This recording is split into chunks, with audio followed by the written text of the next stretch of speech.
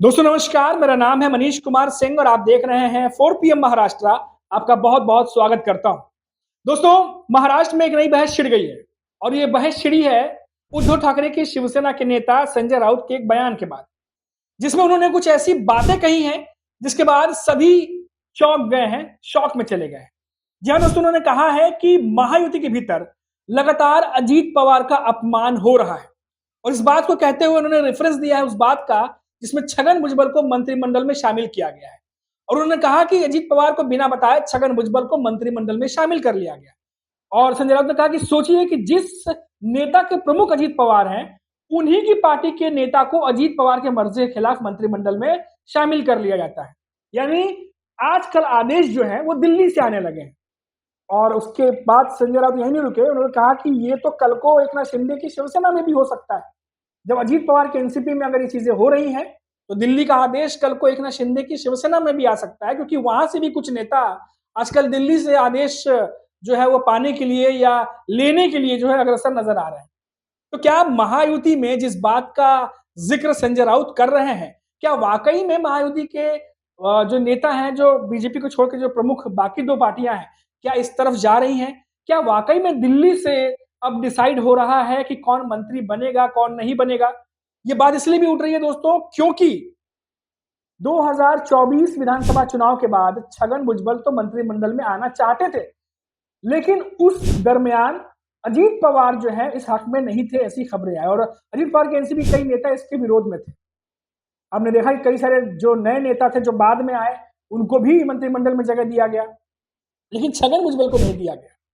और छगन भुजबल इस बात से काफी ज्यादा जो है वो नाराज हुए, न सिर्फ अजीत पवार से बल्कि जो और भी बड़े पार्टी जो अजीत पवार के एनसीपी के जो बाकी के जो नेता हैं उनसे भी, प्रफुल्ल पटेल हो, सुनील तटकरे हो। और ऐसे में कई प्रतिक्रिया दी, मीडिया में बयान भी दिए, खुलकर विरोध किया। कोई छगन भुजबल ने उस समय अपने गुस्से को रोका नहीं, कड़ी प्रतिक्रियाएं दी और अजीत पवार की एनसीपी के नेताओं से मिलने के बजाय वो देवेंद्र फडणवीस से जाकर के उन्होंने मुलाकातें शुरू कर दी थी। और उस दरमियान तो यहां तक बातें हो गई कि क्या छगन भुजबल और अजीत पवार की पार्टी छोड़ने वाले हैं, क्या वो बीजेपी की पार्टी में शामिल हो जाएंगे। लेकिन उस समय किसी भी तरीके से छगन भुजबल दिल पर पत्थर रखकर अजीत पवार के एनसीपी में बने रहे। बीजेपी की ये कोशिश थी, क्योंकि जो खबर आई देवेंद्र फडणवीस की ये कोशिश थी कि छगन भुजबल ओबीसी का बड़ा चेहरा है, तो आने वाले वक्त में छगन भुजबल की जरूरत जो है वो पड़ सकती है। और इसीलिए खबरें आई कि देवेंद्र फडणवीस उस समय भी छगन भुजबल के पक्ष में थे कि मंत्रिमंडल में शामिल किया जाए। बाद में फिर नेताओं की बैठकें हुई, कई नेता मिल रहे थे, मीटिंग चल रही थी। फिर ये भी खबरें आई कि शायद देवेंद्र फडणवीस ने आश्वासन दिया है कि आगे चल करके आपके लिए भी हम कुछ ना कुछ सोचेंगे।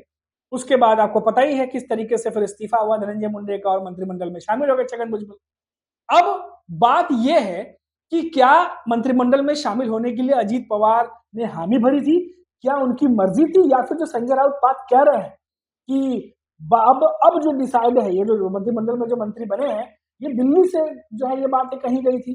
देवेंद्र फडणवीस ने जो है इस बात को आगे बढ़ाया, क्योंकि पहले भी छगन भुजबल ये बात कह चुके हैं कि उन्हें मंत्रिमंडल में मंत्री जो बनाया है वो देवेंद्र फडणवीस ने बनाया है, इसका श्रेय देवेंद्र फडणवीस को जाता है। तो आप सोचिए कि अजीत पवार की एनसीपी के प्रमुख अजीत पवार है, उनके मंत्री मंत्रिमंडल में आ जाते हैं।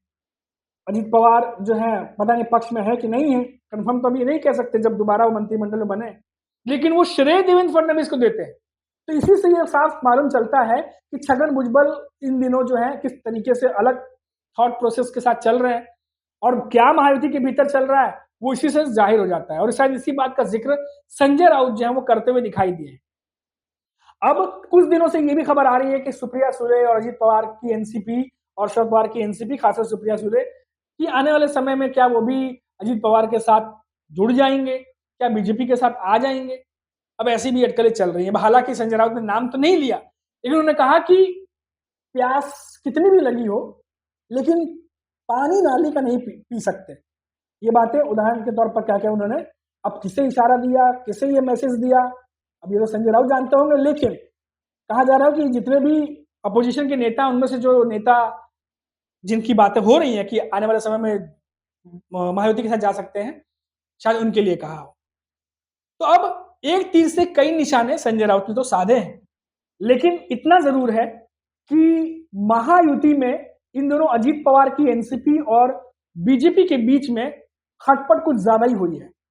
कल भी हमने आपको एक रिपोर्ट दिखाई थी जिसमें ये खबर आई है, ये रिपोर्ट्स आई हैं कि अमित शाह, देश के गृह मंत्री, जब महाराष्ट्र दौरे पर आए थे तो बीजेपी के ही कई विधायकों ने अजीत पवार की शिकायत अमित शाह से की है और कहा है कि जो अजीत पवार हैं वो उनके बारे में कई सारी हालांकि बातें कही हैं कि विपक्ष को मजबूत करने पे लगे रहते हैं, उनके जो नेता हैं वो हमें सपोर्ट नहीं करते, कई सारी ऐसी बातें कही गई हैं।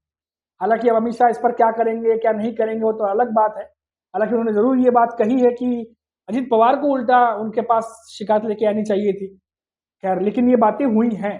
तो अब भले ही जो प्रमुख नेता हों इस पर पर्दा डालने की कोशिश कर रहे हो या बयान ना दे रहे हो या किसी भी तरीके से चीजों को छुपा रहे हो, लेकिन ग्राउंड लेवल पर इतना जरूर है कि खटपट तो चल रही है जैसी खबरें आ रही हैं।